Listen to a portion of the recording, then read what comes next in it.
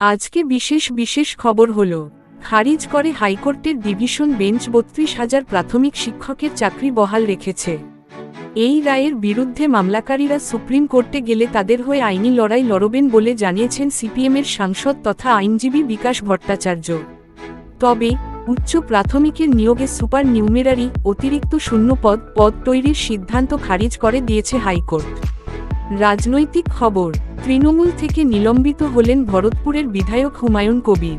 তৃণমূল ভবনে সাংবাদিক বৈঠকে ফিরহাদ হাকিম এই ঘোষণা করেন। হুমায়ুন কবির পাল্টা নতুন দল তৈরির হুঁশিয়ারি দিয়েছেন। বহরমপুরে জনসভা থেকে মুখ্যমন্ত্রী মমতা বন্দ্যোপাধ্যায় এসআইআর ও এনআরসি নিয়ে মন্তব্য করেছেন। জাতীয় ও আন্তর্জাতিক খবর, কোটি কোটি টাকার ঋণের টোপ দিয়ে তথ্য চুরি করার অভিযোগে কেন্দ্র ৮৭টি ঋণ দেওয়ার অ্যাপ নিষিদ্ধ করেছে। অ্যাশেজ সিরিজে ব্রিসবেন টেস্টে ক্রলির শতরান হাতছাড়া, রুট ইংল্যান্ডকে ভরসা যোগাচ্ছেন। ক্ষেপণাস্ত্র হামলা ঠেকাতে জাহাজেই এয়ার ডিফেন্স ব্যবস্থা তৈরি করছে ইউরোপের একটি দেশ।